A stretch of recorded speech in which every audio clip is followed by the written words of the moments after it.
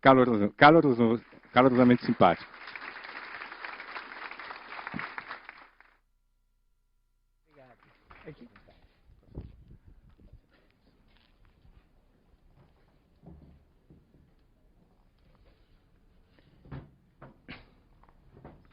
Bom, boa noite a todos.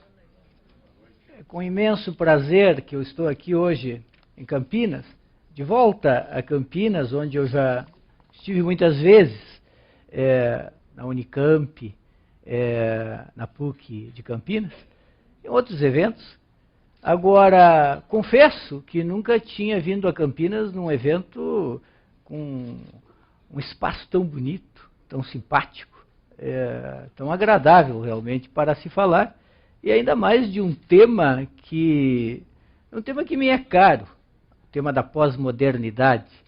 Eu confesso que é um tema meio sem solução, talvez por isso muito importante. Eu queria até começar essa fala dizendo o seguinte: faz pelo menos 30 anos, eu diria até um pouco mais, que os intelectuais se colocam infatigavelmente duas questões.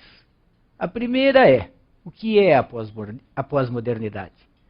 E a segunda é: quando a modernidade acabou e quando começou a pós-modernidade? E as respostas são as mais variadas possíveis. Vou dar apenas algumas antes de desenvolver um pouco mais o tema.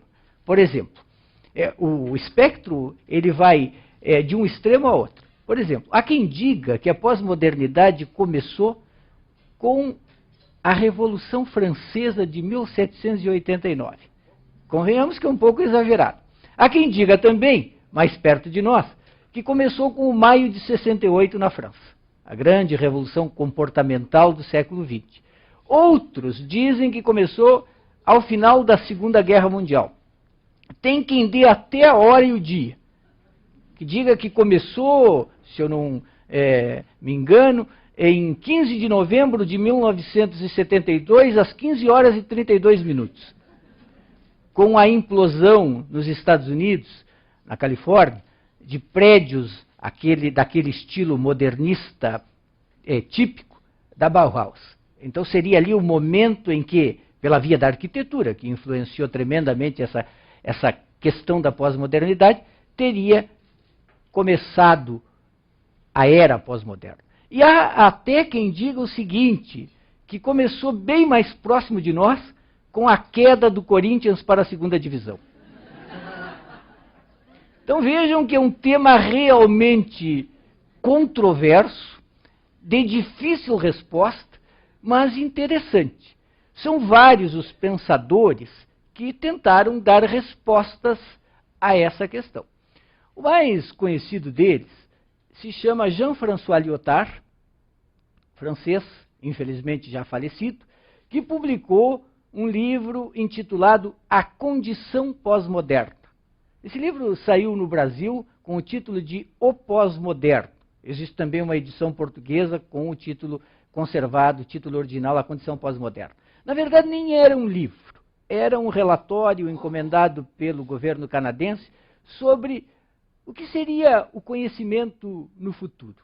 Esse é um livro que, ao longo dos anos 80 e 90, foi muito lido e é o texto fundador da pós-modernidade. É aquele que nos diz, que nos dá a primeira resposta consistente para a pergunta: o que é a pós-modernidade? E é tentar responder rapidamente a essa pergunta que eu vou, digamos assim, intentar aqui agora.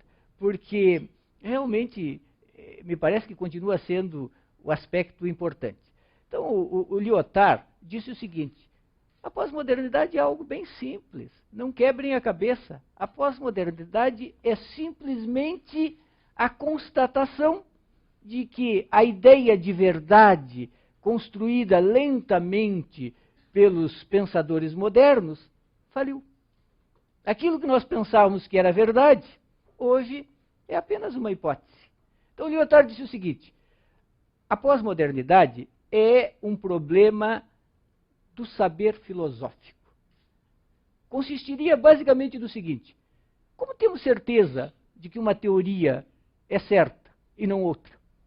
Ou, dito ainda de outra maneira, um pensador monta um sistema filosófico, um outro monta um sistema filosófico oposto. Como saber quem está certo? Como definitivamente dizer quem tem razão? E o Lyotard diz, não tem como dizer. Não tem. Um sistema filosófico substitui o outro, eles se equivalem, ou digladiam, salvo erros lógicos, erros factuais, coisas grosseiras, eliminado tudo isso, o que sobra não tem como decidir. As nossas velhas certezas, as leis históricas, as grandes utopias, a ideia de que caminhávamos necessariamente para um mundo melhor, que um dia chegaríamos à estação final, aquela em que a humanidade estaria redimida dos seus erros passados, a emancipação dos iluministas, tudo hipóteses, nenhuma certeza. E o Lyotard foi buscar lá nos gregos antigos questões que fazem um certo sentido. A pergunta principal do livro, A Condição Pós-Moderna, do Lyotard, é a seguinte: o que prova que uma prova é uma boa prova? Eu apresento uma prova, vocês apresentam outra. O que prova que a minha prova é melhor do que a prova de vocês? Normalmente, nada. Claro, estou exacerbando, mas a gente pode encontrar falhas lógicas, falhas de raciocínio, falhas de argumentação, falhas factuais. Mas quando se trata de pensadores importantes, não tem essas falhas. E aí a gente pode se perguntar assim, para levar a coisa ao céu das ideias, pensando assim, de uma outra maneira, em Platão, se a gente perguntar quem está certo, Kant ou Schopenhauer? Vocês sabem que Schopenhauer construiu o seu pensamento em oposição a Kant. Quem está certo, Hegel ou Kant? Hegel também procurou, de algum modo, refutar Kant. E a gente, aqui na planície, que lê Kant, Schopenhauer, Hegel, fica com a seguinte impressão: nossa, todos têm razão. Quando a gente lê um, pensa, disse tudo, não falta mais nada. Quando lê o outro, diz, acabou com o anterior. E quando relê o anterior, diz, não, ele também está certo. A ponto que o Edgar Morin, grande pensador, hoje com 88 anos, um dos meus mestres, eu tenho esse orgulho, ele gosta de citar Pascal, que dizia o seguinte: o contrário de uma verdade profunda não é necessariamente uma ideia errada ou falsa, mas possivelmente outra verdade profunda. Então, no terreno das ideias, é possível entender que convivem concepções diferentes. Não somos produtores de doutrinas, de verdades absolutas. Em conhecimento, somos produtores de possibilidades, de probabilidades, de hipóteses. Então, a pós-modernidade, que invadiu o campo das artes, invadiu o cinema, a literatura, invadiu, evidentemente, a filosofia, ela é, antes de tudo, uma afirmação simples, a de que tudo o que produzimos, imaginando ser um conhecimento definitivo, é, na verdade, uma narrativa, um discurso, uma possibilidade. Desses pensadores todos que trataram da pós-modernidade, cada um deu a sua ideia. Como eu disse, para Lyotard, a pós-modernidade é uma questão de epistemologia, de teoria do conhecimento. É uma questão de como dizer se uma verdade é de fato verdade. Já outros buscam outras perspectivas mais comportamentais. Michel Maffezoli, professor na Sorbonne, um dos que mais se reivindica como pós-moderno, diz o seguinte: a pós-modernidade é a sintonia, mais do que isso, a sinergia, a simbiose entre a tecnologia de ponta e o arcaico. O que é o arcaico? O arcaico, no entender dele, é tudo aquilo que é da ordem do sentimento, do afetivo, do emocional, do não racional. Ou seja, tudo aquilo que nos constitui, tudo aquilo que interessa. O amor, a paixão, o ódio, o desejo de conquistar, os desejos em geral. Como é que a gente pode enxergar essa pós-modernidade com esse conceito do Maffesoli? Bem simples. Basta pensar na internet, que foi inventada pelos militares e que deveria ser um instrumento de saber e poder exclusivamente, e que todos nós usamos, por exemplo, para namorar. Tecnologia mais desenvolvida possível, usada para namorar, para bater papo, para ter um blog, para brincar no Orkut, para aquilo que é da ordem do não racional, do afetivo, do arcaico. Então a pós-modernidade, no sentido do Maffesoli, seria o fim da ideia de utilidade, de uma utopia redentora, e a instalação da ideia de que o mundo é feito de jogos, do lúdico, e até mesmo, como diz o Morin, de um pouco de demência que faz bem. O Morin diz assim: a modernidade imaginava que o homem era o homo faber, o homem da produção, da indústria, o homem do trabalho, do produtivismo. Depois se imaginou que esse homo faber era incompleto, nós temos outras dimensões. E a pós-modernidade, então, veio destacar duas dessas dimensões. O homo ludens, o homem do jogo, e o homo demens, o homem da loucura. Até porque Freud já tinha dito aos modernos, e Nietzsche também, não se enganem, não é a razão que comanda o homem. Até seria bom, desde que não em excesso, porque racionalismo em excesso também é doença.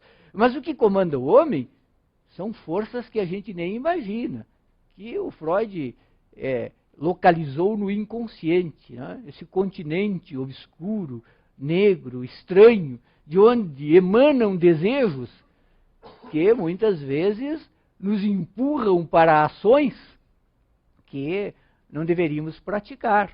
O que nos leva, empurrado pelos desejos, a pensar sobre a questão da liberdade em todas essas esferas. Sartre tinha uma frase maravilhosa, que anda até sendo repetida nos jornais ultimamente. Ele dizia assim, que a liberdade é desejar o que se pode. Desejar o que não se pode, a gente fica escravo do desejo. Agora, desejando o que se pode, nós somos os mestres.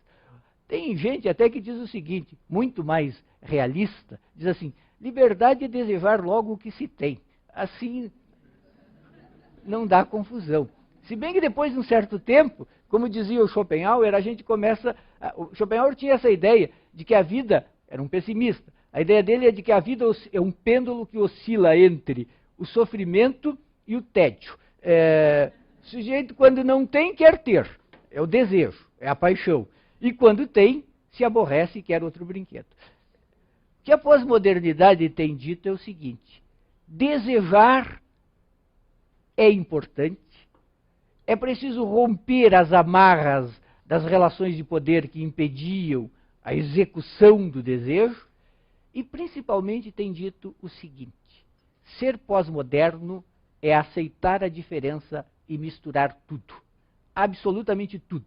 Daí porque o Michel Maffesoli surpreendeu os intelectuais brasileiros, que em geral são modernos.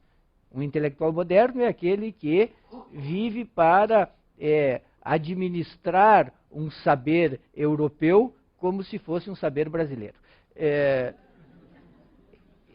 É uma definição que a cada dia pode ser comprovada. E o Michel Maffesoli diz o seguinte: o Brasil é um laboratório da pós-modernidade. A pós-modernidade, de certa maneira, nasceu no Brasil. Por quê? Porque nós carnavalizamos tudo, porque nós misturamos tudo desde sempre. E a pós-modernidade é mistura. Qual foi a primeira grande mistura artística brasileira? Pós-moderna avant la lettre. O barroco.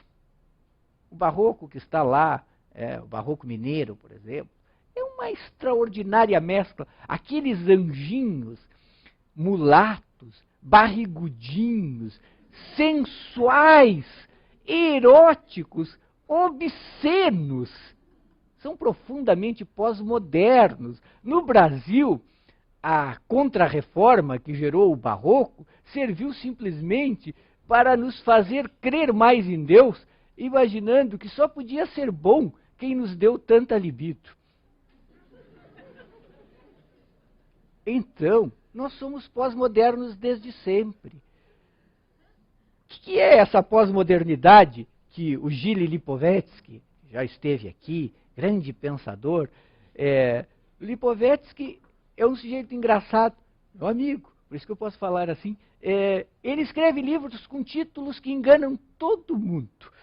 Os títulos dos livros dele são O Crepúsculo do Dever, A Era do Vazio. A gente pensa assim, lá vem um pessimista que vai nos dizer que tudo está liquidado, que tudo está acabado, que tudo é triste, que há uma grande crise de referências e que precisamos reconstruir o mundo. Discurso que os marxistas, por exemplo, adoram fazer.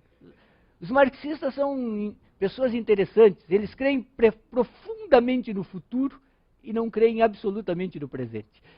E a pós-modernidade é a decadência do futuro e a construção do presente. É o fim da ideia de futurismo e é uma afirmação do vitalismo, o presente, aqui e agora, aquilo que dá para ser vivido intensamente aqui e agora, do jeito que der, para bem ou para mal. E o Lipovetsky, nesses livros, O Crepúsculo do Dever, ou Na Era do Vazio, o que ele nos diz, no fundo? Os valores que nos amarravam acabaram. E agora nós estamos livres para fazer alguma coisa. O que vamos fazer, não sei. Mas estamos fora da moral do sacrifício, que nos engessava, nos obrigava a ter um dever ser que nos impedia de buscar o prazer. Era mais ou menos assim. Vou dizer isso em palavras bem mais, digamos assim, coloquiais, porque a vida é coloquial. Houve uma época em que todo mundo tinha a obrigação de ser algo, digamos, como a Madre Teresa de Calcutá. Era tremendamente difícil e até enfadonho. E hoje nós podemos simplesmente mandar um cheque de ajuda humanitária e aplaudir Madre Teresa de Calcutá dizendo, olha, me desculpe, mas nós não queremos ser com a senhora, mas achamos muito bom que a senhora exista, ou tenha existido. É uma passagem da obrigação do sacrifício para um outro tipo de dinâmica social em que cada um escolhe seu percurso, e nem, na medida do possível, evidentemente, e nem todos os percursos precisam ser iguais. Saímos da uniformidade para a aceitação da polissemia. De algum modo, e mais uma vez o Brasil é laboratório nesse sentido, voltamos a aceitar a ideia de politeísmo. O politeísmo sempre foi mais divertido e mais tolerante do que o monoteísmo. As religiões monoteístas, nós sabemos, elas têm as tábuas da lei. No politeísmo, há muito mais liberdade para escolher o seu Deus. Alguns deuses até são um tanto, digamos assim, inadequados, a meu ver.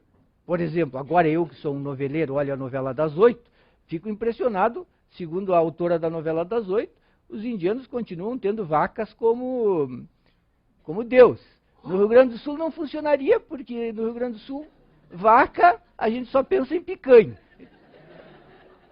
Nós comeríamos todos os nossos deuses no Rio Grande do Sul. Seríamos acusados de deicídio uma vez por dia. Não há como transformar um gaúcho em adorador de uma vaca, a não ser que seja no prato. Mas o que é essa pós-modernidade, afinal de contas? O que ela nos trouxe? Primeiro, uma crítica à ideia de que o indivíduo é um sujeito autônomo, que domina a natureza e o mundo pela razão. Somos dotados de razão, mas não somos o tempo inteiro seres de razão. Segundo, uma crítica do racionalismo iluminista. A boa ideia dos iluministas, que enfrentaram a ignorância, a superstição e a golpes de racionalidade, de coragem, de prisões, transformaram o mundo e nos deram a possibilidade de usar a razão contra discursos que eram não só violentos, mas absolutistas. Mas o iluminismo atingiu o seu limite. Um limite em que ele estava se invertendo, fazendo da razão uma nova forma de totalitarismo. A pós-modernidade também é uma crítica da ideia de progresso como evolução linear, positiva e inexorável. Essa é uma ideia profundamente moderna, uma ideia evolucionista, a de que avançávamos sem possibilidade de recuo, para um mundo necessariamente melhor, graças ao progresso científico. Progresso científico, material, de conhecimento, que de fato existem, mas que podem também produzir regressão. Como se sabe, e alguns até produzem teorias interessantes, engraçadas, como o francês Paul Virilio, que criou a teoria das catástrofes, que é a teoria do acidente, que de alguma maneira explicita isso. Ele diz assim, olha, quando a gente inventa um navio, é um progresso, é muito bom, permite viajar, atravessar o mundo, descobrir o novo mundo, fazer tudo o que se imagina, mas também inventa o naufrágio. Quando a gente inventa o avião, inventa a queda do avião junto. Quando a gente inventa a energia nuclear, inventa também a possibilidade da bomba atômica, se não tiver sido o contrário. Então, vejam que a ciência nos abre novos mundos, também nos abre possibilidades de recuo, até mesmo de exterminação em massa da humanidade ou destruição do planeta, o que não tínhamos antes nessa escala. Então, estamos mais evoluídos. Podíamos pensar assim, somos os únicos seres que podem, por força do seu avanço do conhecimento, destruir o planeta inteiro. Os outros têm de se associar ou fazer isso lentamente, ou esperar que todo o jogo de forças, digamos assim, de um darwinismo, resolva o problema. Nós temos essa possibilidade. A pós-modernidade é também uma crítica da ideia de unidade e de originalidade. Para a pós-modernidade, em arte, a coisa é bastante simples. Tudo se mistura, tudo se mescla, tudo, de algum modo, se copia. Não é plágio inteiramente, mas a gente vai fazendo intervenções. Acrescenta uma linha aqui, distorce uma imagem ali, e não existe a criação a partir do nada. Não tem a angústia da influência, porque todos somos influenciados. E a gente vai ver depois alguns exemplos no cinema dessa entrada da pós-modernidade em cena. Mas eu queria dizer, para deixar assim mais redondinho, que antes de tudo a pós-modernidade é uma crítica à ideia de fundamento. A ideia de que existe um fundamento sólido que explicaria as coisas. O Jean-François Lyotard, que eu citei no início, na verdade, para ele a pós-modernidade era, na expressão, no jargão filosófico dele, a crise das narrativas legitimadoras. O que eram as narrativas legitimadoras? Eram aqueles discursos, quase mitos, que explicavam as coisas quando as coisas não tinham mais explicação. Mais ou menos assim. Proletariado é o sujeito universal da história, as leis da história asseguram que, por força da dialética, vamos chegar um dia a uma sociedade comunista. Era uma metafísica antimetafísica, mas convencia as pessoas. Nessa crítica da noção de fundamento, o que aparece é, não somos tão autônomos, talvez sejamos heterônomos, não somos tão clássicos, talvez sejamos neobarrocos, e em termos de arte, o que aparece é pastiche, ironia, citação, intertextualidade, um texto que cita o outro, saturação de imagens como no barroco, mistura, ecletismo, interface. Misturar é o que conta. Todo mundo mistura tudo. Claro que alguns exageram na mistura e simplesmente copiam o texto do outro. Aí já é um problema legal. Mas, afora isso, é mistura mesmo. E em alguns casos, isso dá obras estupendas. Estamos numa sociedade do espetáculo, uma sociedade de mídia, uma sociedade em que a fronteira entre os gêneros se diluiu profundamente. O que é a alta cultura? O que é a cultura de massa, a indústria cultural? Elas estão cada vez mais próximas, elas estão cada vez mais mescladas, e não é o mal. É claro que alguns eruditos ficam muito chateados, porque aquela distinção já não é tão reconhecida. Ainda há um espaço para isso, mas cada vez mais esses universos são invadidos pelos bárbaros da indústria cultural, da cultura de massa, da cultura do espetáculo e tudo mais, E há aspectos negativos que poderíamos examinar, mas, fundamentalmente, não temos como dizer qual é o gosto que é o melhor gosto. A gente fala em bom gosto, mas qual é o gosto que é realmente o bom gosto? Por que o meu gosto é melhor do que o gosto do outro? É a questão da prova. Eu posso gostar de algo, é um problema meu. Agora, daí a dizer que o meu gosto deve ser universalizado e que o gosto do outro é um gosto equivocado, qual é a sustentação filosófica? Porque alguém pode dizer aqui, mas o Zeca Pagodinho nunca faria o que Beethoven fez. E eu concordo. Mas o Beethoven também nunca faria o que o Zeca Pagodinho faz. São coisas diferentes que podem conviver muito bem. Nós podemos amar ao mesmo tempo Zeca Pagodinho e Beethoven. Não há incongruência. Quer dizer, se incongruência há, podemos muito bem aceitar a incongruência. A pós-modernidade, numa outra definição do Maffezoli, é a conciliação dos inconciliáveis, que é, na verdade, uma adaptação que ele fez, talvez do nosso maior pensador, Gilberto Freire, que dizia que a cultura brasileira se assenta sobre um equilíbrio de antagonismos. E sempre foi assim. O principal dos equilíbrios, dos antagonismos em equilíbrio era Casagrande e Senzala, né?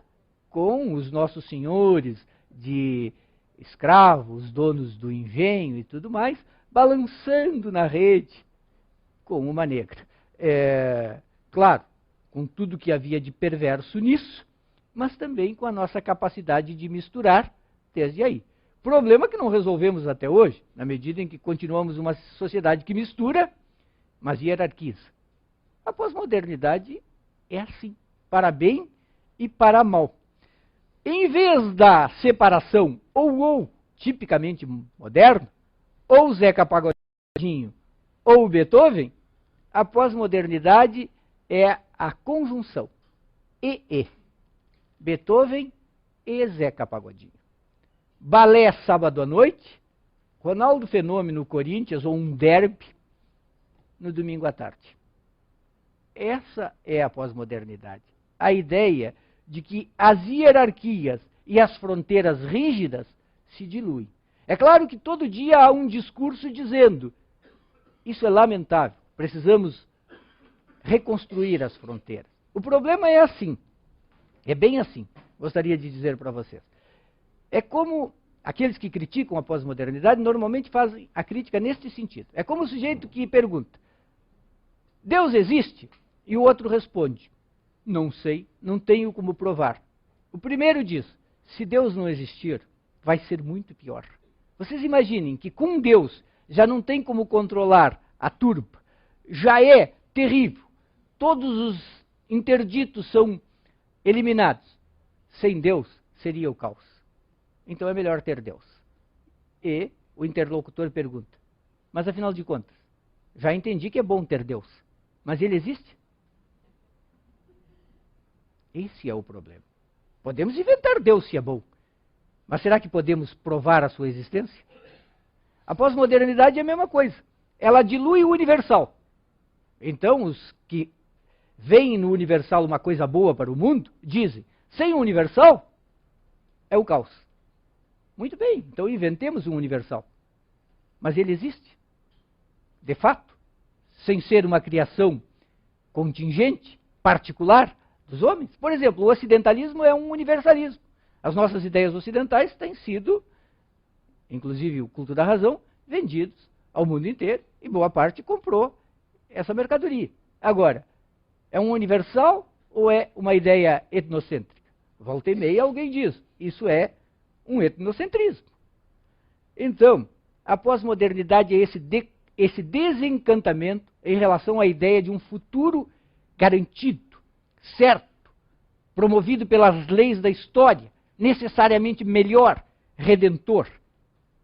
Ela é uma construção de um presente possível. Ela aparece em muitos livros. Eu, como gosto desse tema, até traduzi alguns. Um livro que eu sugiro para vocês, é interessantíssimo, é o livro do Michel Houellebecq. Michel Houellebecq é um escritor francês, hoje o mais conhecido, da França, da nova geração, digamos, dos anos 80 para cá, e que publicou vários livros, Partículas Elementares, Extensão do Domínio da Luta, Plataforma, A Possibilidade de uma Ilha. É um polemista, é o último enfant terrible da França. É um sujeito que realmente, onde ele bota o dedo, tem confusão. Ele acaba vendendo muitos dos seus livros, já vendeu mais de 3 milhões de exemplares, e acaba também arranjando muita encrenca. Por exemplo, ele teve a ideia de dizer, na França, aqui para nós isso passa, nós podemos dizer qualquer coisa que ninguém se importa, mas ele disse o seguinte, não, eu digo isso, vou explicar, ele disse o seguinte, que o islamismo é a religião mais idiota do mundo. Foi processado, acabou absolvido, mas foi um rolo danado. Aqui no Brasil não, outro dia alguém falou aí, dessas coisas que volta e meia falam, não, morreu tanto mais cristão do que judeu na Segunda Guerra Mundial. Se fosse na Europa, dava um rolo danado. Aqui deu uma polêmica que durou um dia e meio, no outro dia tinha a final do Campeonato Carioca e a final do Campeonato Paulista. Então já tínhamos coisa mais séria para tratar. A pós-modernidade também é assim. Uma certa frivolidade que aparece nesse tipo de livro, do Michel Houellebecq, em que os personagens estão em queda livre, são pessimistas, são consumidores de mídia, estão à mercê da sociedade do espetáculo, só querem realizar o seu desejo. E o Houellebecq é um pensador, de certa maneira, conservador ou apenas provocativo. Ele diz, por exemplo, que tudo isso é o resultado de maio de 68. Porque maio de 68 convenceu, por exemplo, as mulheres a se libertar, enfim, de nós. O que, por um lado, é muito bom, mas, segundo ele, traz um grande problema, que é o problema, primeiro, inchou o mercado de trabalho, segundo, alguém tem que cuidar das crianças, e terceiro, que ele acha que é o problema maior, as mulheres acreditaram nessa história de que poderiam ser belas e desejáveis e performantes sexualmente sempre. E aí, quando chega depois de uma idade, normalmente a gente entra na famosa crise dos 40. Eu até escrevi um livro sobre isso, que se chama Para Homens na Crise dos 40 e para Mulheres que Desejem Compreendê-los. Então, o Houellebecq, nos seus livros, mostra um traço tipicamente pós-moderno, que o homem, principalmente quando ele está ali pelos 45, ele inevitavelmente quer trocar a sua mulher de 40 por duas de 20. Talvez seja a última coisa universal que exista. Que fazer? Que fazer diante disso? Se não pensar esse fenômeno no cinema, na televisão. Eu até tinha uma lista aqui para falar de alguns filmes numa ordem, mas eu não sei onde é que eu coloquei a lista. Então vou possivelmente não falar na ordem que eu combinei com os organizadores do evento e que ia ficar mais organizado. Mas eu realmente não sei onde coloquei a lista. Eu falarei dos filmes de toda maneira e procuraremos aí acertar a ordem. Por exemplo, quem são os grandes cineastas pós-modernos? O maior de todos, Tarantino. Cineasta americano Tarantino. Tem alguns filmes dele que são pós-modernos do início ao fim. Vou citar dois. Um extremamente conhecido, que é o Pulp Fiction. Filme extremamente interessante porque já começa misturando os gêneros. Traz para o cinema algo que é da literatura, digamos assim, de segunda, terceira categoria, se não de quarta ou quinta. Sabe, aquele livrinho. Tu sabes onde é que está a lista? Mas eu não sei onde é que ela está. Tu sabe? Bom. Então, esse é um filme em que os gêneros estão completamente misturados. Tudo ali faz pensar que há uma confusão entre realidade e ficção. O Tarantino é acusado de exagerar na violência. É acusado de não passar bons valores morais. É acusado de exagerar no relativismo. E é verdade. Tudo isso está nos filmes do Tarantino. Num outro filme, que é, a meu ver, o melhor filme do Tarantino, embora não o mais famoso, o Jack Brown, há uma cena espetacular, que é a cena do estacionamento, onde há um assassinato terrível. Tem uma menina no filme, que é uma loirinha, estupenda, maravilhosa, a típica loirinha que enlouquece os homens de 45 anos na crise dos 40. E ela, como diz o clichê sobre as mulheres, fala demais. Ela fala o tempo inteiro. Ela e eles todos são bandidos, estão ali armando um golpe. Em determinado momento, o sujeito está completamente atarantado, porque está saindo tudo errado, e ela está caminhando atrás dele, no estacionamento. Ela não para nunca de falar. É um troço impressionante, só resta a ele uma atitude. Ele se vira e dá um tiro nela.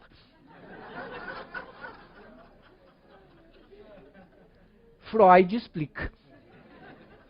Porque você sabe, o Freud, quando fala lá, né, dos atos falhos, né, e tudo mais, diz o seguinte: quando a gente vira na cama para abraçar romanticamente o seu par e, de uma maneira desajeitada, dá um cotovelaço na testa e diz, foi sem querer, é falso. A gente queria. É o inconsciente que fala. É o inconsciente que encontra o momento para se exprimir. Então o Tarantino, pós-modernamente, faz o que todo homem já pensou de maneira machista no estacionamento. Será que ela não vai parar de falar, ah, se eu tivesse um revólver? Claro que é só metafórico. Vejam, o cinema fala por nós, traz para a tela as nossas questões. Um filme profundamente pós-moderno é o Matrix. O Matrix, ele é tão pós-moderno que ele foi inspirado na obra de um dos pensadores mais importantes da pós-modernidade, o Jean Baudrillard. Jean Baudrillard, de Simulacros e Simulações. Baudrillard odiou o filme.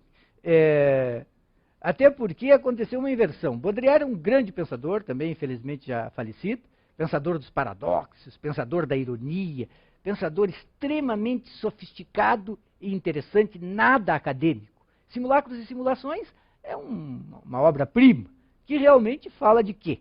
Que justamente fala da crise dos universais, que mostra o quanto nós passamos de uma ideia de verdade para uma ideia de simulação, que mostra como a realidade está em desconstrução, está desaparecendo. E nesse filme, o Matrix, há um momento em que o próprio livro do Baudrillard aparece como citação. Primeiro cita um filósofo, depois há o próprio livro em si, misturando gêneros. E depois há todo um questionamento no filme sobre o que é verdade, o que é realidade, o que é virtual. O Baudrillard é um pensador que diz, mais do que tudo, o seguinte: na modernidade, o sujeito racional, consciente, construtor da verdade, dominador da natureza, desaparece. E no lugar dele entra o quê? O objeto. Para o Baudrillard, que tem até um livro com esse nome, a modernidade é a sociedade de consumo. É a sociedade dos objetos. É o objeto que conta. O que sempre atrapalhou um pouco a publicidade. Porque a publicidade, na sua primeira etapa, falava do objeto, falava do produto, quais as qualidades do produto e tudo mais. O que normalmente acabava em propaganda enganosa. Pois é. Achou? Não está aí, eu perdi.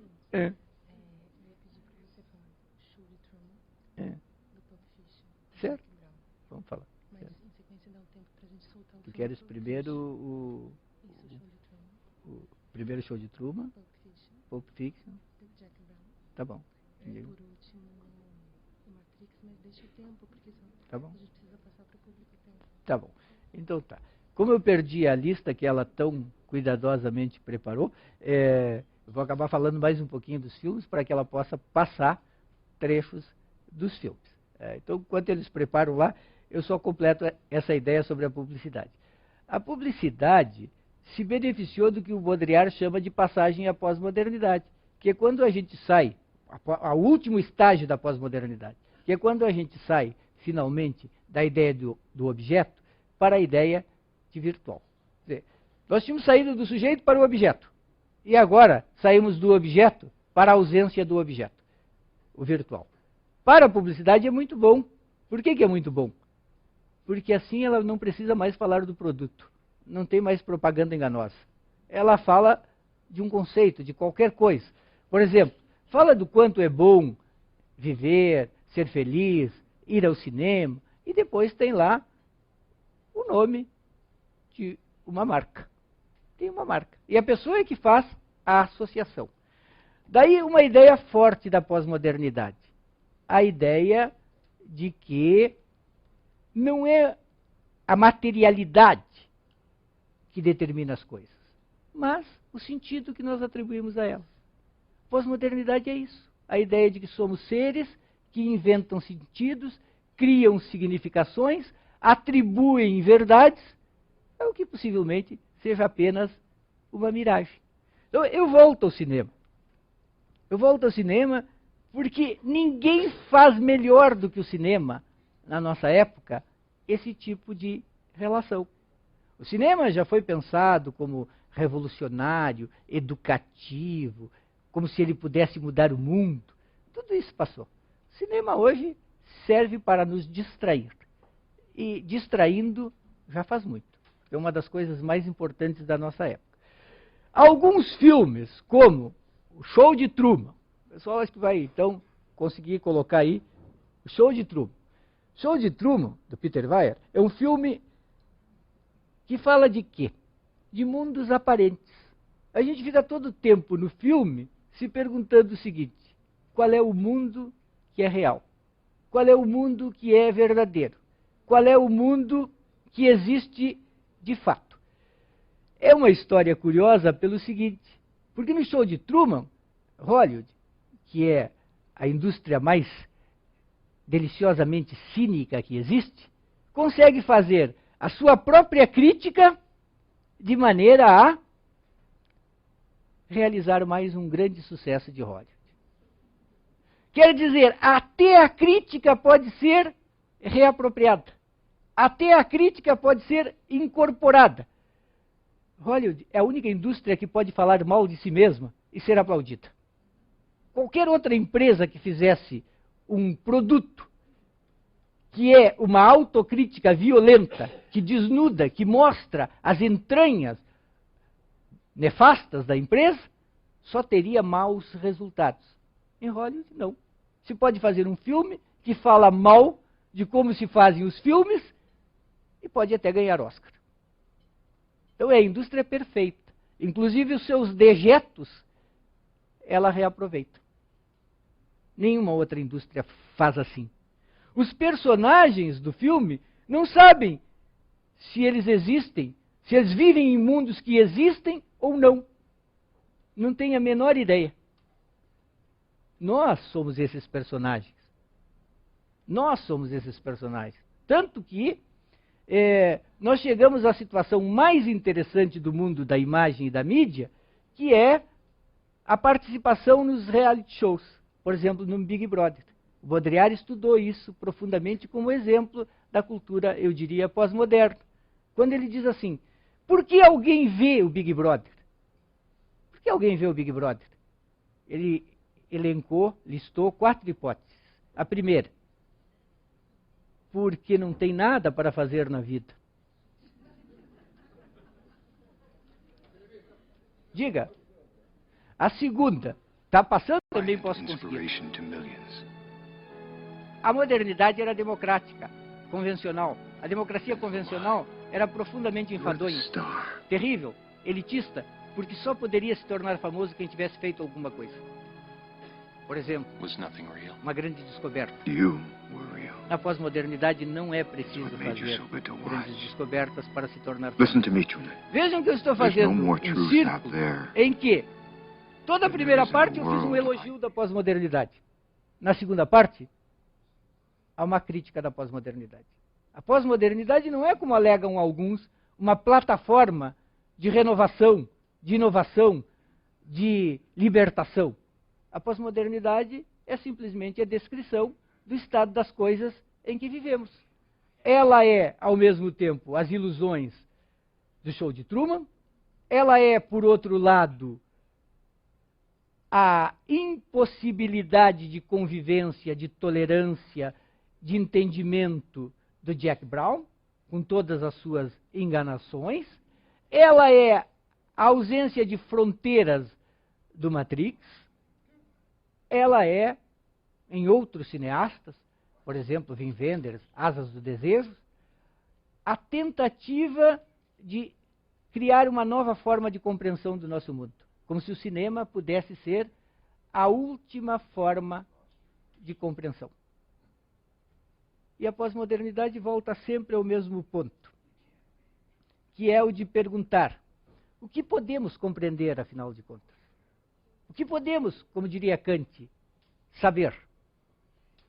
O que podemos, de fato, conhecer? E a pós-modernidade, pelo menos assim dos seus maiores pensadores, que são Lyotard, Maffezoli, Baudrillard, Lipovetsky, ela nos diz sempre o mesmo: o conhecimento é limitado. Nem o cinema, nem a literatura, nem a filosofia podem nos dar qualquer certeza. A ideia de certeza é que entrou em crise. Essa ideia, ela era muito cara a nós. Ela estava realmente... Oi? Ele falou comigo ou não? Não entendi. Ah, foi o filme. Viu só? É pós-moderno. Eu já estou interagindo com o filme. Eu já estou interagindo realmente com o filme. Daqui a pouco eu entro em cena, como um outro filme que eu poderia ter citado, que era o filme do Woody Allen. Lembram? A Rosa Púrpura do Carnidade. Agora, teve um grande pensador chamado Gilles Deleuze que pensou essa ideia de que o cinema seria a última possibilidade de compreensão do mundo, o único capaz realmente de representar ou de encarnar toda a realidade. Eu queria insistir sobre esse ponto. Isso não é possível. Não há como fazer isso. Então vou sintetizar 3 pontos sobre a pós-modernidade.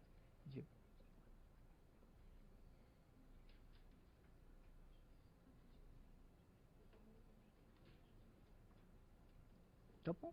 O que é que passe? Qualquer um pedaço de cada um. É que não pretendia realmente fazer uma análise dos filmes. Não, pode tirar. Só não pretendia realmente ficar analisando os filmes. Entendi. Preferia fazer a fala e os filmes só entrarem como um fundo. Porque não é realmente o interesse de fazer uma análise dos filmes. Estamos aqui combinando, assim, durante a cena, alguns detalhes. Eu estava explicando, a minha intenção nessa fala aqui não era fazer uma análise dos filmes.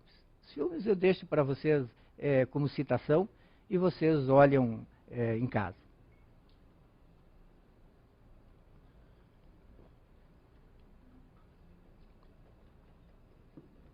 Então, vou sintetizar esses 3 pontos sobre a pós-modernidade, para que vocês não saiam daqui pensando que eu vendi gato por lebre, não expliquei corretamente o que é a pós-modernidade. Eu resumiria em 3 pontos a pós-modernidade para vocês. Crise da ideia da filosofia como construtora da verdade, a filosofia, então, como um discurso entre outros, a filosofia como literatura. Segundo, crise da ideia de certeza. Estamos no mundo das probabilidades. E, por fim, essencialmente, crise das utopias. Se vamos construir um mundo melhor, isso depende de nós, das nossas construções. Não será nunca algo estabelecido desde o princípio como uma lei histórica. Era isso, em princípio. Fico à disposição para perguntas. Muito obrigado.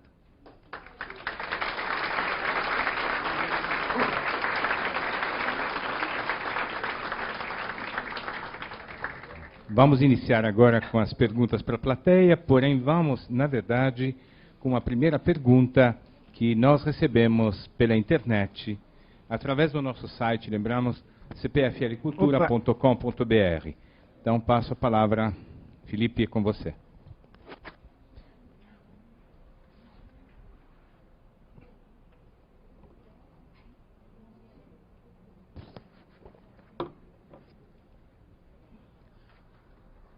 Boa noite, Juremir. No canto. Juremir. Opa, Boa noite aqui no canto. eu não estou conseguindo Aqui, localizar. Juremir. Ah, sim. Durante essa semana, o pensamento pós-moderno e a falência da modernidade, o tema de Juremir, foi colocado em nosso site. Algumas perguntas chegaram durante essa semana Caiu. dos internautas que estavam com algumas dúvidas. A gente vai ler uma delas, do Yuri, de São José do Rio Preto. A pergunta para o Juremir é a seguinte: você vê essa grande crise atual proporcionando o maior surgimento de sujeitos blasé e de intelectuais outsiders, ou no desaparecimento de ambos ou de apenas um deles? Podia repetir? Claro. Você vê essa grande crise atual proporcionando o maior surgimento de sujeitos blasé e de intelectuais outsiders, ou no desaparecimento de ambos ou de apenas um deles? Eu acredito que esse é o ponto central. A pós-modernidade transforma cada um em produtor de uma verdade parcial. É o mundo das construções relativas. Cada um pode fazer a sua aposta. E nessa aposta há sempre um grão de verdade. A pós-modernidade é o mundo do relativismo. Se há uma palavra que realmente define a pós-modernidade, é relativismo. Pós-modernidade é o relativismo. Isso sempre implica perdas e ganhos.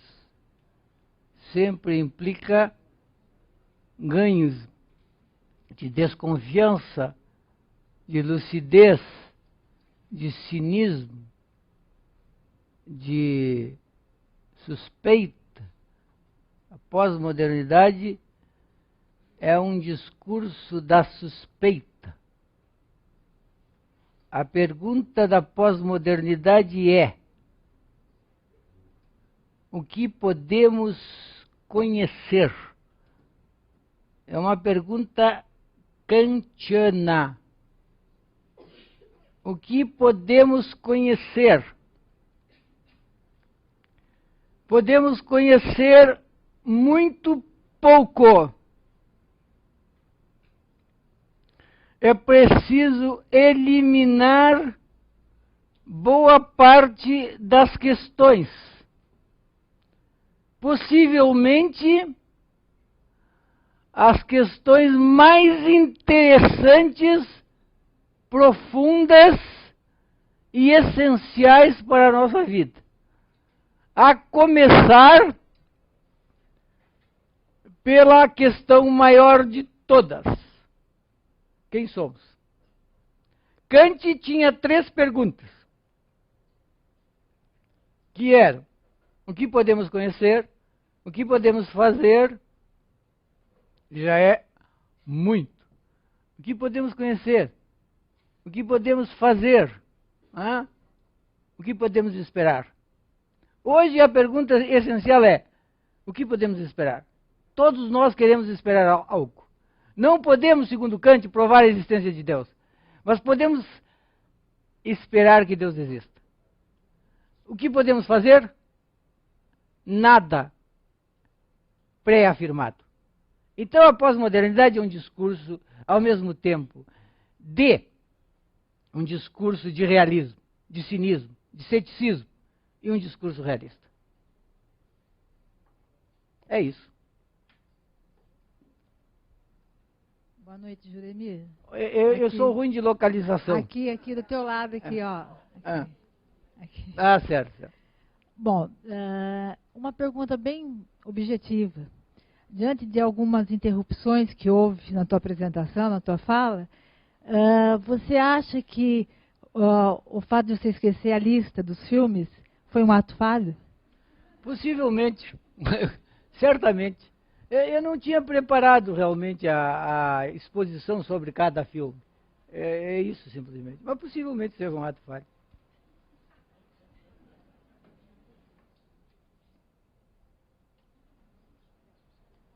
Diga.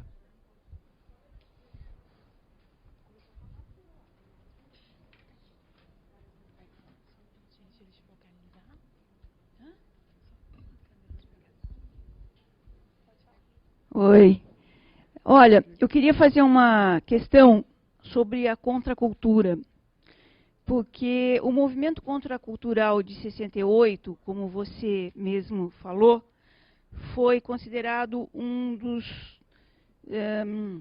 momentos cruciais do nascimento da pós-modernidade por alguns autores. E esse movimento, acho que ele foi bastante importante porque ele trouxe à tona a falência de alguns valores em relação às instituições, a questão dos modos de vida, a questão do trabalho, da política, etc. Como que você vê esse movimento contracultural em relação à pós-modernidade, visto que alguns autores hoje colocam que houve uma falência dessa contracultura? Houve realmente uma falência desse movimento contracultural ou não? Como você vê isso? Eu acho que houve. Eu acho que a contracultura não existe mais. Hoje nós estamos numa situação não de busca de uma cultura alternativa, de vanguardas e tudo mais, mas de integração. Ser contra o quê? A ideia de superação desse sistema por um outro parece que ruiu. Então precisamos nos adaptar, viver dentro desse sistema. O Edgar Morin costuma dizer que o fato de que não podemos construir o melhor dos mundos não quer dizer que não possamos construir um mundo melhor, mas não é um outro mundo. Existem situações de resistência, que a gente poderia até chamar ainda de contraculturais, mas a perspectiva é completamente diferente. A contracultura teve o seu tempo. Hoje nós, digamos assim, estamos numa situação de culturas paralelas, mas não de contracultura.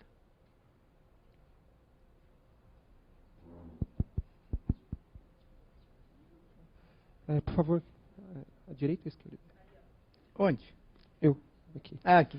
É o seguinte, eu queria fazer duas perguntas também objetivas. A primeira é o seguinte, do ponto de vista lógico, epistemológico, me parece que o pós-modernismo faz a mesma coisa que a modernidade queria fazer, mas com o sinal trocado.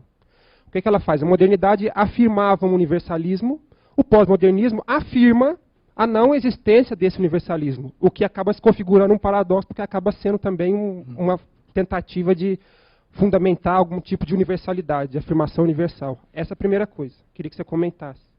A segunda eu queria saber que lugar que tem a dimensão política das relações sociais nesse ambiente de fruição. Porque me parece que existe um esvaziamento político. Se tem um esvaziamento político, você consegue justificar, por exemplo, abismos sociais e coisas do tipo. Então, duas questões. A primeira, a questão da fundamentação lógica e epistemológica do modernismo, e a segunda, o esvaziamento da política. Tem razão. Há um esvaziamento da política. Uma transfiguração do político, diria o Michel Maffesoli. A política não é mais o mesmo. Quando os meninos saíram às ruas, os famosos caras pintados, para fazer uma contestação política, alguns esperavam que disso resultasse uma permanente mobilização dos jovens em torno da política. Mas a política hoje é como tudo. Ela é pontual. Passado um determinado elan, uma determinada motivação, cada um vai cuidar da vida. Então, há realmente esvaziamento. Agora, isso tem um lado bom e tem um lado ruim. O lado bom é que nós não nos deixamos mais conduzir por partidos, por mestres, por gurus. Somos, ao mesmo tempo, muito mais independentes e também, como é que vamos dizer, muito mais capazes de compreender que a política pode resolver problemas concretos, mas ela não pode nos dar um mundo perfeito. É claro que quando se fala de política no Brasil, é preciso ainda fazer muito, e quando nós vemos todos os escândalos, farra das passagens, farra disso, farra daquilo, nós pensamos que é preciso realmente investir muito em política. Mas a pós-modernidade não é um discurso sobre o Brasil, é um discurso teórico sobre o mundo, e que parte de alguns princípios concretos. Por exemplo, o de que houve uma época em que a aposta na política era a grande aposta, a aposta maior. Se imaginava, como todos nós sabemos, que através de uma revolução que no fundo era uma revolução política, o mundo deixaria para trás as suas desigualdades. Definitivamente. Hoje nós sabemos que isso não acontecerá. É claro que do ponto de vista da linguagem, tu tens toda a razão. A pós-modernidade acaba repetindo um contrassenso, que é aquele velho problema. Se a gente diz que nada é universal, de alguma maneira está afirmando o universal. A ideia de que esta afirmação tem validade universal. Mas aí nós temos muito mais um problema de linguagem. Né? Como exprimir isso de outra maneira? Como exprimir algo que relativiza o todo, sem praticar um novo todo? Seria preciso relativizar essa própria relativização. Imagino eu. O que eu quero dizer é o seguinte: a pós-modernidade não deve nos dar motivo para desespero, para desencanto, para não votar corretamente, para não nos organizarmos em relação a coisas que são importantes para nós. Ela só nos diz o seguinte: não pensem que há alguma lei da história que vai justificar o mundo para sempre. Não pensem que, fundamentalmente, não pensem que a vida tem sentido. A vida não tem sentido. O fato da vida não ter sentido não quer dizer que nós não possamos inventar milhões de sentidos para ela. O Edgar Morin, vou citar mais uma vez, diz assim: dado que estamos perdidos, eis a nossa salvação. Quando estamos perdidos, no fundo era sartreano também, quando estamos perdidos significa que nada mais nos controla, nada mais nos detém. Podemos, finalmente, inventar as nossas vidas. Ser livre é terrível, porque ser livre nos deixa diante do nada. Ser livre é: o que vamos fazer com a nossa liberdade? E aí, vamos fazer, por exemplo, um mundo de fruição. Há um discurso curioso em relação ao hedonismo e ao narcisismo. É sempre criticado. Mas o narcisismo, no fundo, quando ele não é exacerbado, é gostar de si, cuidar de si, fazer do seu corpo alguma coisa boa. O hedonismo é sentir prazer. Como é que pode ser ruim sentir prazer? É claro, se a gente pensar o hedonismo como doença, o sujeito que só pensa no seu prazer, poderá ser um problema. Mas, na verdade, o tempo inteiro se critica a moda, se critica a futilidade, se critica uma certa visão de fruição, que, no fundo, é o que todos desejamos. Queremos gozar muito. Isso é a pós-modernidade, o direito ao gozo. É claro que o Lipovetsky até escreveu um livro sobre isso, chamado um livro sobre a decepção, a sociedade da decepção. Por quê? Porque quando todos podem desejar tudo, e todo desejo deve ser realizado, e evidentemente não é possível, a frustração sobrevém. Mas o ideal continua o mesmo. Quem não quer gozar? Quem não quer fruir? Quem não quer cuidar do seu corpo e fazer do seu corpo uma morada do prazer? Todo mundo quer. Eu sempre achei o discurso crítico marxista, por exemplo, eu sempre achei um discurso cristão, que valoriza o sofrimento. Que, no fundo, diz que nós somos seres que estamos aqui de passagem para a morte. Mas claro que estamos. E dado que estamos, tratemos de gozar. O mundo é profundamente mal organizado. Nós não gozamos muito pouco, porque organizamos o mundo de uma maneira em que alguns podem gozar e os outros não.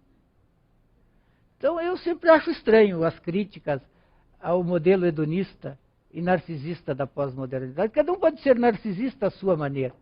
Eu sou profundamente narcisista. Mas não acho que o meu narcisismo venha a ferir ninguém. É um narcisismo no sentido de me sentir bem comigo mesmo, de gostar de mim. Eu sempre penso assim: só tem uma pessoa que pode gostar tanto de mim quanto eu. Eu mesmo. Porque se eu não gostar de mim, o que posso fazer da vida? Dedicar a vida a quê? Eu respeito as crenças das pessoas. A pós-modernidade é profundamente tolerante, cada um com a sua religião. E o Brasil, nesse sentido, é exemplo. Se tem uma coisa em que nós somos bons, é na tolerância religiosa. Somos mesmo. Coisa boa. Houve uma época que eu fazia terapia para tentar entender a modernidade. E um dia a minha terapeuta me diz o seguinte: por que tu não vais a um candomblé? Vai te fazer bem. Porto Alegre não é cidade de candomblé, é da Umbanda. Eu fui.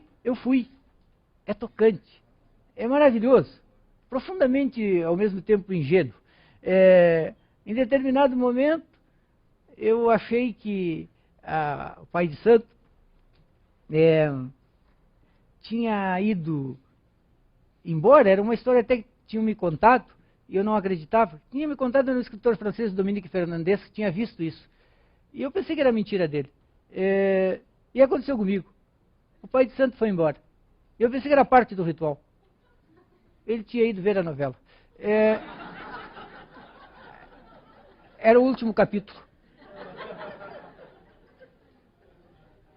Por que eu misturo todas essas coisas? Para dizer a vocês o seguinte: a pós-modernidade é um discurso irônico que tenta nos convencer do seguinte: a vida é um teatro. E tudo aquilo que a modernidade nos disse com gravidade, como sendo profundamente sério, aquele peso, tudo isso é uma construção que data de 1 ou 2 séculos atrás. E que daqui a 1 ou 2 séculos terá desaparecido. Então, somos grandes inventores de mitos. A modernidade é um deles. A pós-modernidade certamente é um outro. Porque a gente não pode ficar todo o tempo desconstruindo. Eu não disse isso no início. A pós-modernidade é desconstrução. A gente não pode desconstruir os mitos todo o tempo, porque sem eles a gente não vive. Então a gente inventa mitos. Inventa os mitos do futebol, da superação infinita, o mito. Às vezes o mito não dá certo. Tivemos 2 ultimamente. O do Ronaldo Fenômeno, né? A superação. Então o sujeito vai lá, tem uma lesão, é tratado pelos melhores médicos do mundo, e se recupera e volta. E a gente diz assim: ele voltou do fundo do poço. Nós adoramos essas coisas. Aí tem lá o Rubinho Barrichello. Aí o mito não deu certo. O Rubinho Barrichello contraria qualquer discurso pós-moderno.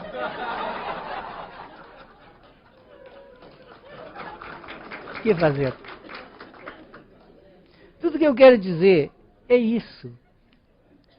A pós-modernidade não é um discurso sobre a gravidade do mundo.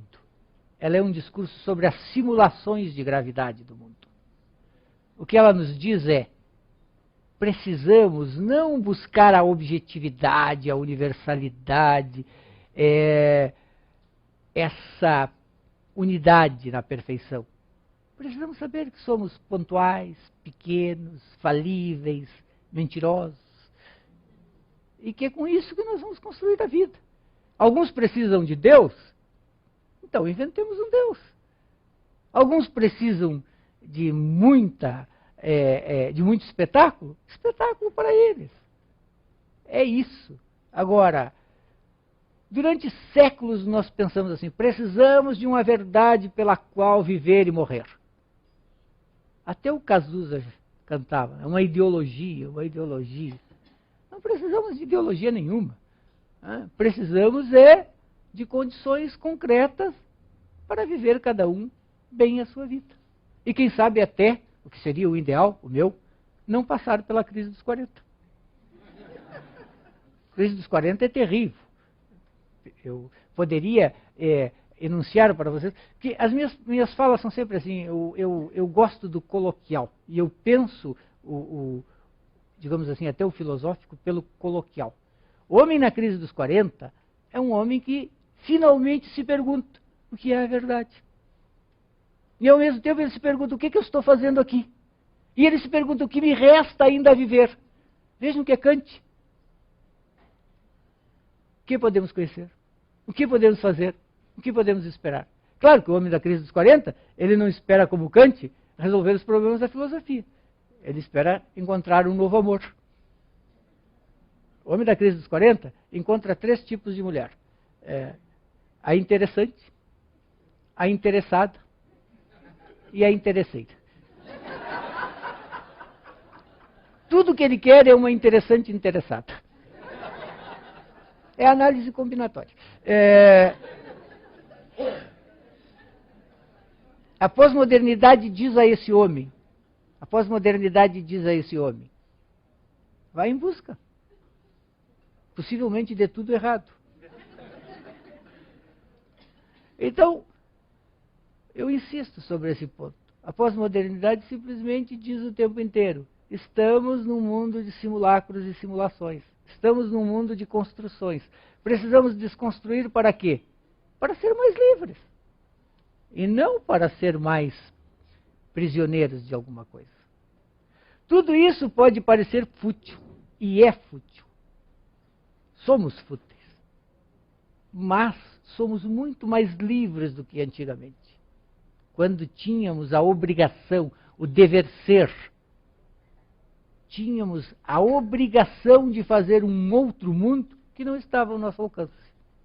Então, eu diria para vocês assim, escandalosamente, eu prefiro a futilidade dos pós-modernos, a gravidade pesada e, de algum modo, até chantagista da modernidade. A modernidade nos escravizou. A modernidade quis fazer de nós militantes de alguma coisa. Né? Militantes da transformação do mundo. E nós transformamos o mundo a cada dia, com o nosso trabalho, com a nossa sede de conhecer, mas também com a nossa sede de muita, muita, muita liberdade. Agora, a liberdade não foge de limitações. Ninguém é livre, completamente livre, para fazer o que quiser. Mas dentro da margem de manobra que nós temos, cada dia é uma escolha. E o que a pós-modernidade nos diz é: não quebrem a cabeça, não fiquem com uma coisa só, fiquem logo com todas. Ou com todas que se puder abraçar.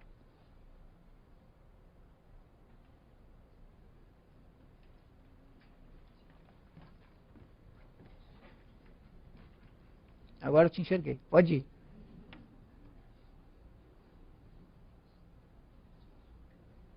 Boa noite. Você disse aí que nós somos mentirosos, que nós inventamos.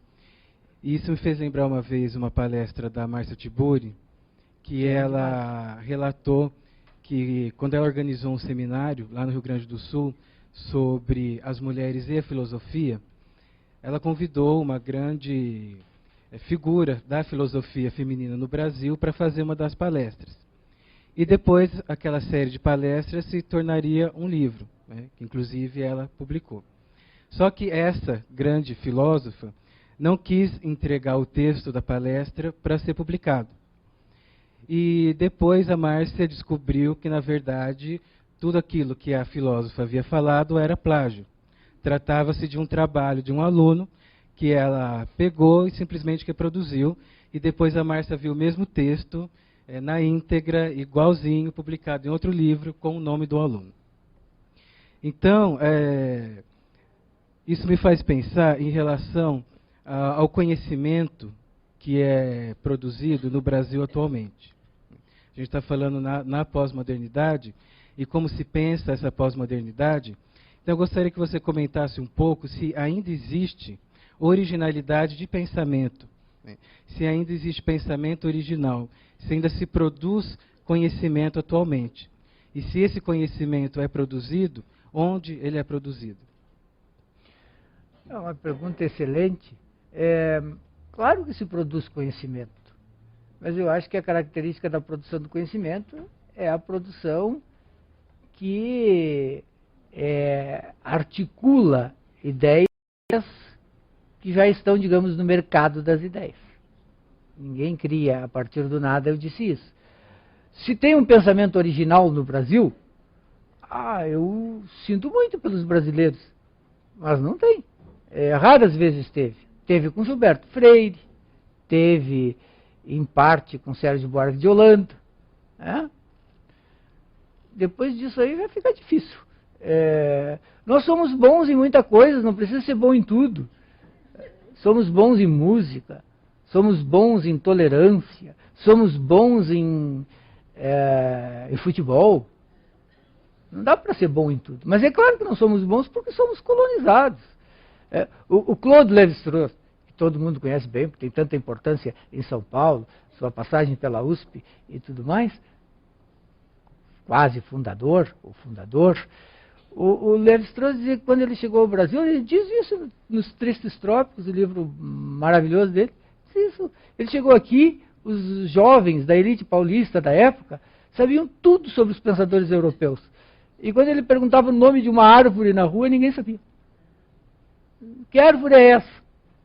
Então, nunca fomos assim tão originais no pensamento. Agora, se tu me perguntas, há pensamento original em outros países? Eu citei aqui tantos franceses, porque os franceses se interessaram muito por essa questão da pós-modernidade. Se há pensamento original na França hoje, original no sentido da modernidade, não creio, não tem. Talvez não. Mas há efervescência, como aqui há efervescência. Há épocas que são épocas de transição. Quem sabe amanhã não começam a brotar pensamentos originais. No momento, estamos na entre-safra. Agora, tem vantagens. Porque houve uma época em que todo mundo queria andar atrás de um guru. Lacan, Sartre, cada um tinha o seu guru. Hoje não tem. E chega de gurus. Essa é a diferença. Esses pensadores que eu citei aqui não são gurus de ninguém. Bom, pode ser que um ou outro ainda, saudoso de gurus, adote um deles como guru. Mas a época dos maîtres à pensée passou. Então, essa é a diferença. Tem bons pensadores, tem produção de conhecimento, tem discussão, tem bons livros. Mas esse tempo dos condutores, em que era preciso se enfedeirar através de um sujeito que sabia e todos os que não sabiam iam atrás, passou. Sartre talvez tenha sido o último deles. E na época, se a gente for cotejar, a grande polêmica entre Sartre e Camus, Camus saía perdendo. Hoje nós sabemos que quem tinha razão era Camus. Então, é sempre assim. Eu acho isso tudo muito salutar. A gente podia resumir assim, na pós-modernidade, estamos ao mesmo tempo mais cínicos, mais céticos e menos ingênuos. E mais livres. É o preço. Não tem outro jeito. É esse o preço. Agora, no Brasil, tem gente que faz coisas interessantes, que escreve coisas interessantes. A própria Márcia Tiburi, que tu citas, é uma moça inteligente, interessante, bonita. Minha amiga Márcia. Gaúcho. Agora, nem a Márcia, nem eu, temos um pensamento original. Nenhum outro. Por exemplo, nós estamos aqui em São Paulo, eu vou provocar, assim, os pensadores da Unicamp, os pensadores da USP. Não, nós somos bons comentadores. Bons comentadores. Não, mas e a Marilena Chauí? Uma boa comentadora. Uma boa comentadora, tenho respeito por ela. Mas se me disser assim que não, que ela tem um pensamento original, eu sinto muito. Não tem. A única pessoa que tem pensamento original no Brasil é o Lula. Fernando Henrique não tinha. Tanto que disse, olha, esqueçam. Brigadeiro. O que eu quero dizer é que nós não precisamos de pensamento original para ser melhores. Nós precisamos de criatividade. Nós precisamos de paixão. Eu sempre acreditei na importância da paixão para a produção do conhecimento. É uma coisa que vem de alguns filósofos, por exemplo, Kierkegaard. Tanto acreditei nisso, que quando eu comecei a minha atividade profissional, eu me formei em jornalismo e história, e então fui ser repórter esportivo no Jornal de Porto Alegre, 0 Hora. Então, o primeiro artigo que eu escrevi, que ia sair com o meu nome assinado, eu estava emocionado, eu comecei a matéria assim, era sobre um jogador de futebol do Grêmio de Porto Alegre. Eu comecei assim, como disse o filósofo Søren Kierkegaard, que falta à nossa época não é a reflexão, mas a paixão. O editor me disse, não dá para citar Kierkegaard aqui.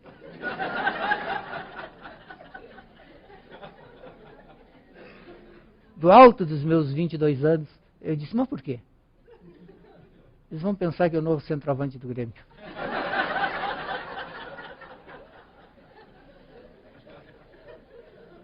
Na época eu queria educar o povo. Eu disse para ele, tem que fazer isso, a nossa obrigação é melhorar a cultura do povo. Ele me disse, mas o cara que lê a página de esporte não está preocupado com isso. Eu disse, nós temos de tentar. Ele deixou. Então, vai. Outro dia foi motivo de chacota. E que me conste, o povo não ficou muito mais interessado em Kierkegaard depois dessa minha grande contribuição. São contextos. Contextos. Eu acho que o importante é isso, perceber os contextos. Por exemplo, por que esperar do cinema uma leitura mais ou menos importante do real, se é que o real existe? Por que esperar isso da literatura? Quando, na verdade, o que de melhor o cinema e a literatura podem fazer por nós é, inteligentemente, porque não precisa ser o contrário, inteligentemente nos convidar para situações profundas de fruição. Nós cobramos do cinema e da literatura coisas que eles não têm obrigação de nos dar. Então, cobramos que o cinema cumpra o papel de guru. Queremos de um cineasta que ele seja um condutor. Não há condutores. Quando a gente diz assim, a pós-modernidade diz, eu falei essa frase várias vezes, é uma frase profundamente falsa. A pós-modernidade não diz nada. Não é uma plataforma política. Não há um grupo que se reuniu em algum lugar para criar o manifesto pós-moderno, assentar as bases da pós-modernidade, eleger a direção da pós-modernidade. Pós-modernidade é uma série de discursos sobre um momento. A grande discussão que eu citei no início, que era quando a pós-modernidade começa e quando termina a modernidade, uma pessoa ali diz assim, a modernidade não termina. A pós-modernidade é que começa. As duas convivem. É assim. Assim como a antiguidade também convive, em parte. Assim como a pré-modernidade está por aí. Então, não são elaborações que busquem uma coerência. Há vários discursos. Há pós-modernos que fazem há quem escreva sobre a pós-modernidade de um ponto de vista anti-pós-moderno. Há quem veja na modernidade, como Habermas, uma modernidade, um projeto incompleto. Precisaria continuar construindo. E há quem veja na pós-modernidade um sinônimo de neoliberalismo. O ministro Tarso Genro, que é um intelectual, conheço muito, de Porto Alegre, ele escreveu um livro sobre isso.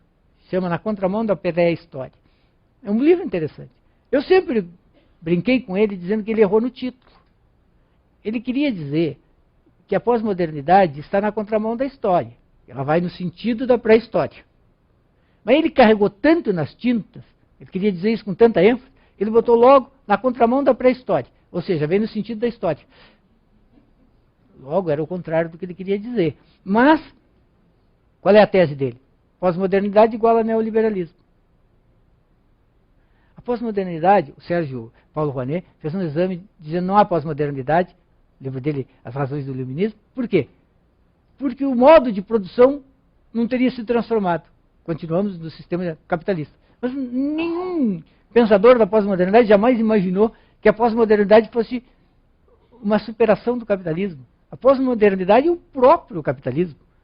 Se alguma coisa do ponto de vista econômico, é a expressão última do capitalismo. Não necessariamente do neoliberalismo, porque tem discursos de inclusão, tem discursos de defesa dos excluídos, tem de tudo um pouco. Mas é o discurso da época em que as pretensões utópicas de superação do capitalismo desapareceram. Então, resumindo, a pós-modernidade é, a meu ver, como que era uma Fuseli. O mundo do presente, aqui e agora, onde precisamos, como se diz, com os meios disponíveis, construir algo que seja bom de viver. É tudo. Se conseguirmos isso, teremos feito muito, dentro da ideia de elogio da diferença. É isso.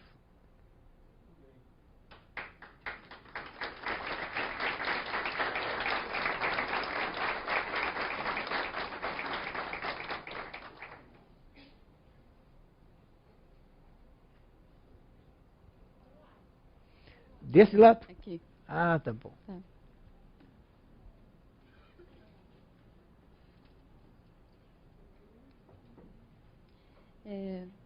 Na verdade, eu não sei se eu vou estar muito equivocada, mas a tua última resposta acho que vai um pouco no que eu quero discutir. Eu queria voltar um pouco na pergunta de um dos nossos amigos aqui sobre esvaziamento político. O senhor comentou agora a questão de uma ligação, né, da pós-modernidade mesmo com o neoliberalismo, e o senhor também tinha terminado a sua fala com depende de nós, né, dessa modernidade, né, dessa nossa criatividade, que o nosso futuro vai depender do que a gente está fazendo agora, né, uma coisa mais em relação com o presente. Eu fiquei pensando que talvez esse discurso pós-moderno ele seja mais uma estratégia do capitalismo também de trazer essa discussão, por exemplo, da responsabilidade social. Né? Então, assim, agora é com você, né? Se você fizer a sua parte, o mundo vai andar. Então, esse boom dessas ONGs, né, que você ajuda o pretinho da África, mas não vê o pretinho que está batendo no vidro do seu carro. Né? E eu fiquei bem encucada com isso, assim, que esse uso desse discurso da pós-modernidade, ele vai muito bem, obrigado, com o capitalismo e até alimenta esse sentimento individual nosso. Foi o que eu fiquei pensando, né? E quando o senhor fala, por exemplo, de usar essa pós-modernidade para inventar a nossa vida, né? Mesmo a questão de liberdade, eu fiquei pensando, mas que liberdade é essa? Por exemplo, se você ainda tem uma sociedade tão problemática hierarquicamente, assim, por exemplo, pensando em sociedade de classe como a nossa. Se você for pensar, por exemplo, o negro, ele ainda tenta inventar, ele tenta construir uma história. Mas onde que ele está? Se eu olhar para os meus colegas aqui do lado, eu não vejo nenhum negro. E é nisso que eu fiquei pensando, né? Esse discurso da pós-modernidade, em certo sentido, me parece um discurso muito elitista, em certo sentido, porque não vai mesmo pensar numa sociedade ao todo, ele vai hierarquizar cada vez mais. E eu queria também, a partir disso, pensar um pouco, a gente falou também tanto de Brasil, o senhor comentou de Gilberto Freire, né, e tal. Então, na verdade, não existe pensadores hoje brasileiros pós-modernos. Não existe gente que está pensando na pós-modernidade pela perspectiva do Brasil. A gente continua com esse espírito colonizador, do colonizador de pensar sempre por fora, de aceitar todas as coisas de fora. Muito boas as perguntas. Excelentes as tuas, eu nem diria perguntas, a última é uma pergunta, mas observações. Mas, olha só, no discurso pós-moderno, nunca aparece que eu conheça a ideia de que nós não podemos ou não devemos nos organizar para fazer com que a nossa vida e a nossa sociedade seja menos desigual. Nunca aparece isso. O que aparece é um discurso em relação à utopia, a ideia de que nós vamos, que seria possível, ou até mais do que possível, de que seria inevitável a construção de uma sociedade pós-capitalista, que viria por consequência das leis da história. E que, de alguma forma, o que nós podíamos fazer? Ajudar no parto da revolução, acelerar tudo isso, mas que isso viria. O que a pós-modernidade diz não há nenhuma garantia de que isso venha. E também não é nem certo que seja bom que isso venha. Agora, não está dito em nenhum lugar que nós não podemos resolver problemas políticos de uma sociedade. A nossa sociedade hierarquizada, é desigual, ainda não acertou as suas contas com os negros em relação à escravidão. Temos que tentar resolver isso. Agora, quando tu dizes assim, isso parece que é uma coisa que o capitalismo, uma estratégia do capitalismo, se eu entendi bem. Mas como é que o capitalismo estabelece essa estratégia? Quem é o capitalismo? Assim, como é que a gente organiza isso? Vamos sentar e vamos dizer assim, não, vamos adotar uma estratégia que vai fazer com que eles acreditem que se eles agirem assim, vai ser bom para eles, mas na verdade é ruim para eles. A sociedade é um jogo de lances. O Lyotard diz assim, um jogo de lances de linguagem, inclusive. Então, cada um apresenta seu lance. E eu vejo a sociedade se organizando toda hora. Por exemplo, quando a gente adota a tão controvertida política de cotas, com erros ou acertos, não é uma tentativa de resolver, em parte, esse problema? Ela pode ser ruim, pode ser boa, vai dar certo, não vai dar certo, mas significa que as pessoas estão tentando. As pessoas estão tentando fazer um país melhor. Agora, falta muito. Agora, eu não acredito que a pós-modernidade seja o resultado de nenhuma estratégia. A pós-modernidade é um estado de coisas gerado pelo conjunto dos lances do jogo social e que em determinado momento pode ser descrita da maneira como é descrita, mas ela não nos impede de nada. É claro que, é a minha posição, evidentemente, eu acho assim que está na nossa mão mesmo. Na mão de quem estaria? Assim, se nós queremos um mundo diferente, quem poderia fazer por nós? É nós que temos que ir para a rua, é nós que temos que votar direito, é nós que temos de não reeleger os safados que vão lá para Brasília se locupletar. É nós que temos que fazer isso e convencer os outros a fazer também, mas é nós. Agora, não há nenhuma garantia. O discurso pós-moderno é dizer não há nenhuma garantia que vai dar certo.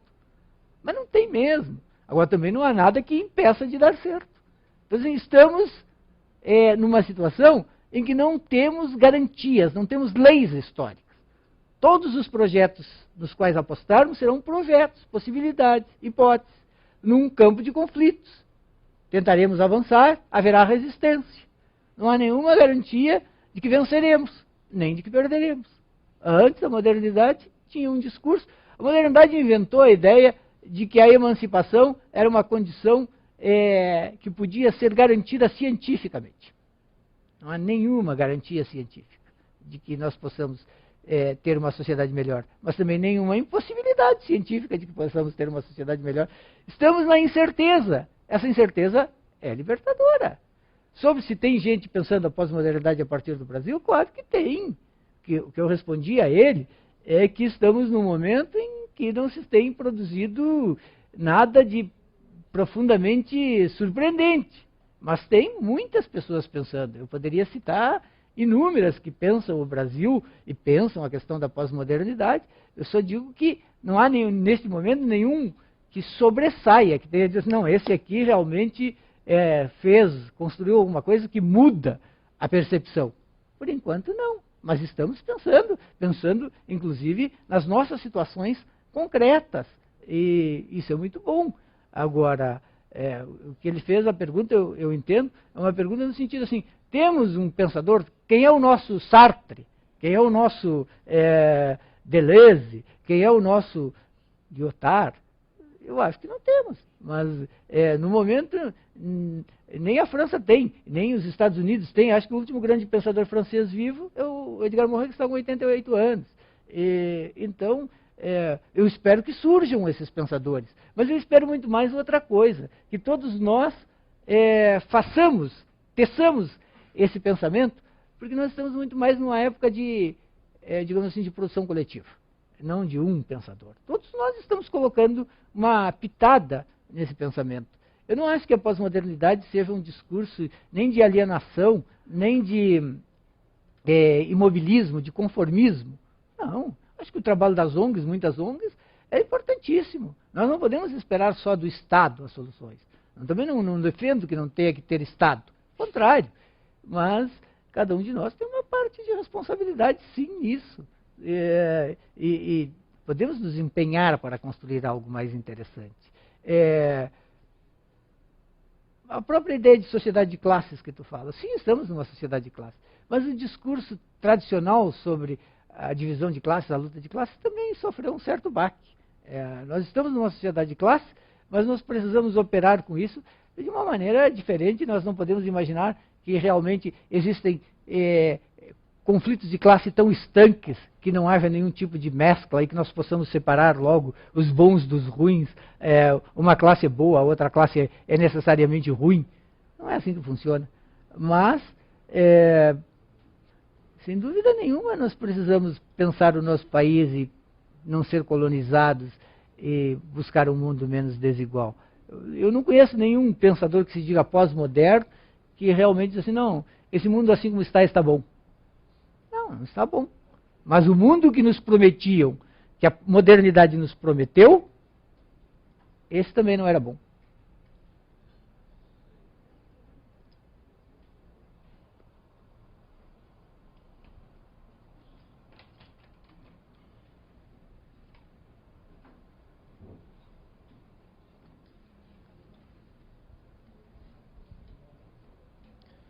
Juremir, mais uma pergunta que chegou pela internet. Essa Diga. pergunta chegou agora, a gente está fazendo a transmissão ao vivo também pela internet, no cpflcultura.com.br, para quem quiser acompanhar, às quartas-feiras em São Paulo, pode ver aqui também pelo site. Quem não puder vir aqui em Campinas de sexta-feira, também transmitiremos no nosso site. A pergunta é do Marcos. Com a crise dos valores universais e a paixão pelas ilusões, resta espaço para utopias coletivas? Faz sentido alguma militância? Eu acho que foi o que eu respondi para a moça. Eu acho que faz sentido militância, faz sentido... Eu falaria daquilo que o Michel Maffesoli chama de utopias intersticiais, pequenas utopias, pequenos projetos, investimentos, grupos, tribos, mas uma utopia coletiva, mas aí é um ponto de vista muito pessoal, uma utopia coletiva no sentido, a grande utopia de transformação do mundo capitalista, do mundo comunista, ou sei lá o quê, acho que não faz sentido. Mas utopias pequenas, médias, utopias, projetos de transformação, me parece que sim, faz muito sentido. Agora, realmente acreditar ou postular uma transformação total da sociedade, por exemplo, um outro modo de produção, sair da democracia representativa, essa que nós podemos aperfeiçoar, acho que não faz sentido. Jeremy, passamos para a última pergunta da noite. Não é bem uma pergunta, só, Onde está? só avisar, viu, Juremir, nós estamos... Quer dizer, era quase certo que essa contraposição acontecesse aqui, né, em relação ao conceito de pós-modernidade. Mas eu só queria falar um pouquinho do que nós vamos fazer daqui um pouco. Quer dizer, nós tem 3 ou 4 programas que vão discutir ou vão continuar a reflexão sobre esse tema. 2 módulos, nós vamos voltar à filosofia francesa e ver o que restou. Então, tem um programa com a Scarlett Martin, que é uma Nietzscheana, que está na França, ou estava na semana passada, quando eu conversei com ela, e ela está trazendo um programa maravilhoso, em novembro. Análise do pensamento de Foucault, Deleuze e Derrida. Sociedade disciplinar, sociedade de controle e crise. Um pouco, o que restou do pensamento, do poder explicativo dessa filosofia do final do século passado, né, da filosofia francesa. Um pouco que continua Derrida, Baudrillard, etc. Outro, nós queremos discutir o presidente Lacan. Então, o Jorge Forbes está trazendo um programa que é o tema da autoridade. O enfraquecimento do pai, a morte de Édipo e a emergência da sociedade pós-globalizada. Um pouco o seguinte, bom, também em relação ao Lacan, não é, que nos informou muito nesses últimos 20 anos, quer dizer, qual é o estado da arte da reflexão sobre isso. E agora vamos para o outro lado. Esses 2 curadores, o Jorge e a Scarlett, tal como o Juremir, não é, tem uma visão assim, eu diria, mais favorável, mais otimista em relação a esse pensamento que nós estamos chamando aqui de pós-moderno. Né? Mas nós estamos trazendo aqui também um programa que está sendo organizado pela New Left Review e pela Crisis, que é as 2 revistas marxistas contemporâneas mais conhecidas, ou mais respeitadas. Quem está organizando aqui no Brasil é a Boitempo. De um lado, Paulo Arantes, do outro lado, o Emir Sader, que é a crise atual vista pelos marxismos do século XXI. E aí, então, nós estamos trazendo aí 8 ou 10 marxistas muito poderosos. E a tentativa, no caso, por exemplo, da Scarlett, ela estamos tentando trazer a Rudinesco aqui, Rudinesco, né? Então, é um pouco da gente continuar essa reflexão e colocando em contraposição, não é, pensamentos diferentes e análises divergentes sobre o mundo contemporâneo e sobre a sociedade na qual a gente vive hoje. Queria agradecer, viu, Juremir? Foi muito interessante. Muito obrigado pela sua vinda aqui. O Juremir dirige um programa, dirige ainda, né? Sim. Um programa lá no Rio Grande do Sul, muito parecido com esse, que é Fronteiras do Pensamento. E ele é responsável por trazer ao Brasil muitos intelectuais estrangeiros que têm dado muita inveja na gente aqui, porque no passado eu também queria trazer, mas não tinha o dinheiro que ele conseguiu lá. Então, muito obrigado pela sua vinda, espero que você volte aqui, você vai voltar. Talvez nós possamos pensar num programa que você possa organizar mais na frente, e talvez participar dessa reflexão, dessa discussão que nós vamos ter aí, agora de um lado os franceses, do outro lado os alemães aí, um pouco disso. Muito obrigado. Eu é que agradeço muito pela oportunidade e vejo que esse programa que vai ser desenvolvido com todos esses curadores e pensadores é sensacional, gente do melhor nível possível, de alta cultura, só merece aplauso. Só queria dizer o seguinte, eu sou um dos organizadores desse evento lá, o Fronteiras do Pensamento, que é um evento realmente que a gente tem orgulho de fazer e que eu espero que se possa ampliar, trazer para muitos lugares. Pois é, seria muito interessante. Queria agradecer a todos vocês pela audiência, pela paciência, por estarem aqui. Que lugar bonito, que lugar interessante. Isso realmente é fantástico. Obrigado.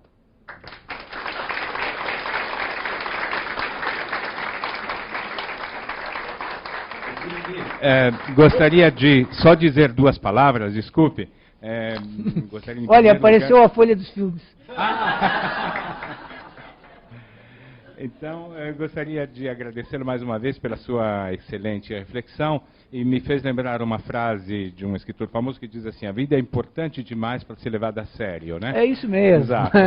Mas, para todos os presentes, gostaríamos de agradecê-los e lembrar que na semana que vem encerramos esse módulo, não é? Com o tema Consumo e Trabalho na Crise da Sociedade Contemporânea, que será abordado por Luciane Lucas, que é uma professora do curso de Comunicação da Universidade Estadual do Rio de Janeiro. E também informamos para os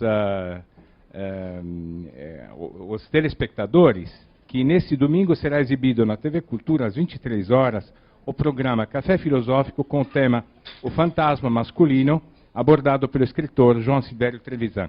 Agradecemos a presença de todos e gostaríamos de, mais uma vez, aplaudir o nosso palestrante pela sua generosidade. Obrigado, muito obrigado.